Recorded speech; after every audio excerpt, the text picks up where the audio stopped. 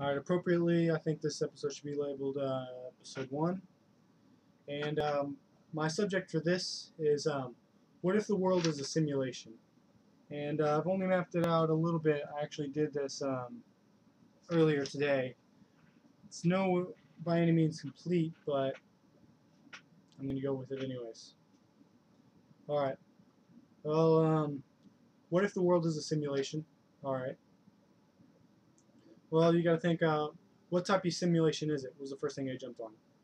So after I went through what type of simulation it is, also, by the way, I'm going to be putting this picture, a scan document of this listed out.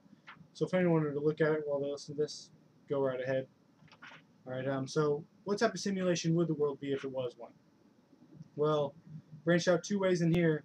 First idea was, it could be a computer simulation, technology-based in some way. Just using our word, computer, but it could be anything, to deal with technology. Something electrically doing it. Let's see, or it could be, some other life forms, thoughts or dreams.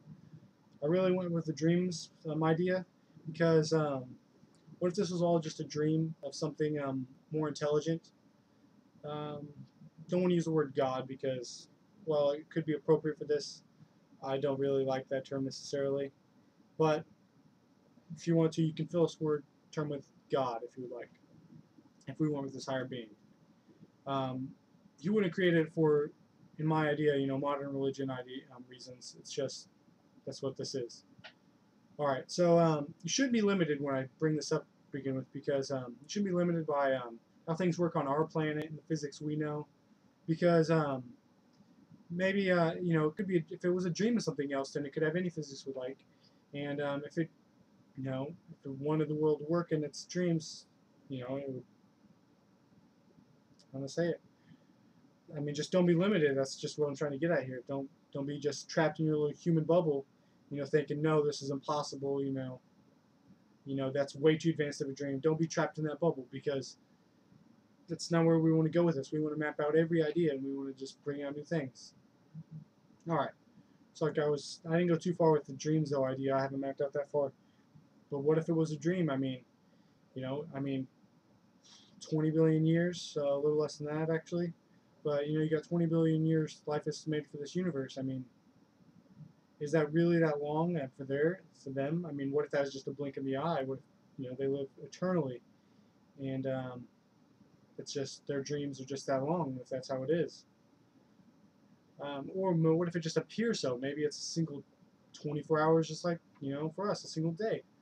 But perhaps it's just appears that way. Maybe they do it in such a fast rate, but we perceive it as, time as we see it right now, pretty slow. All right, that's just where I was going with that. Now I'm going to go back to my topic. What if it was technology based, like a computer simulation? Well, I feel I appropriately labeled this one a Matrix. It reminds me a lot like the Matrix movie. Um, all right, so I went in three directions with this. One was, could you break out? Could you break out of that matrix? I haven't got too far with this, so I'm going to go to my next one, which isn't very far as well. The idea of pixels, I've heard this before. It's not my idea. I saw it on a documentary once, that when you, at a computer simulation, when you go far enough, close enough, you would eventually get to a pixelated area, and can we get to that? Once we get to the Planck scale, the quantum level, anything subatomic, Planck scale being the smallest scale we know, I mean, does it get fuzzy? I haven't gotten into those, but here's where I went with this mainly, okay? Um, the modern day supercomputers are faster than a human mind.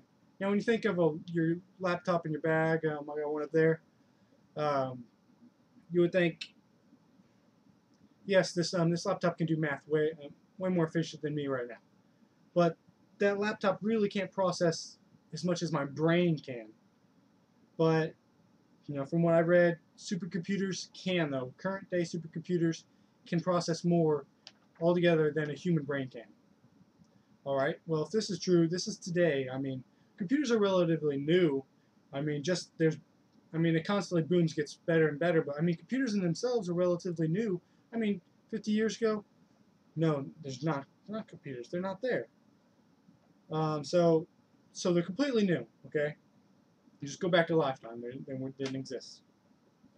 Um, so for example, in 50, 150, 300 years, is it really that impressive? I mean, could we simulate, if we could simulate an entire human mind today with our supercomputers, is it really unbelievable that, in double our computer's lifetime, or, triple, quadruple about computers been around now, that we could simulate, as technology exponentially grows, that we could simulate 7 billion minds at once from a single supercomputer? Is that really that improbable? Because I don't think it is, in my opinion. But you would also have to consider you have to replicate all the physics, and it would have to render all the graphics. So that definitely adds a lot than just having simulated human mind. You would have to render all these graphics. I guess you would have to go in the way they render it. Do they actually render the world, or are they just rendering it in our mind to perceive it that way? I'm not sure, but who knows this.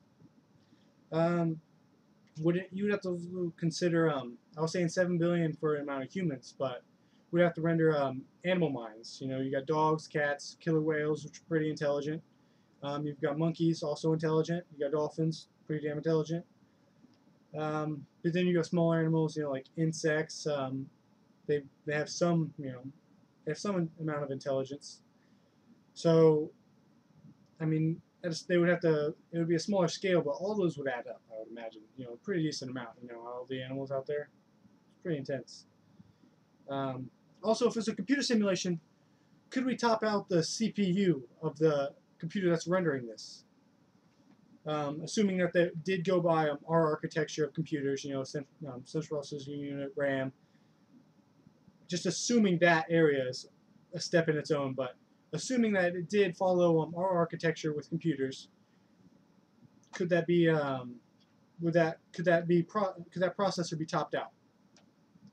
Well, then I'd have to go into my ideas of well, it's not just rendering the entire world in our consciousness. You got to look at the universe, the planets, the stars. The what's happening on stars out there is just as real as what's happening here. I mean, things are happening. I mean, it's got to render those too, I assume, unless it was a specific render of just our world, and then we were just told to see the. I'm not even going to get into that. It's a pretty big step.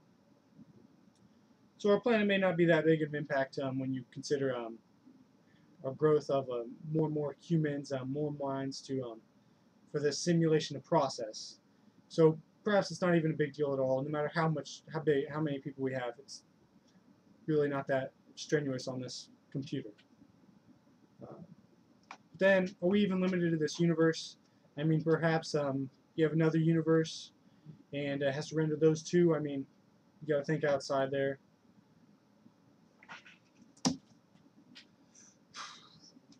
As far as I've gone with this idea. I see your input. Something to think about.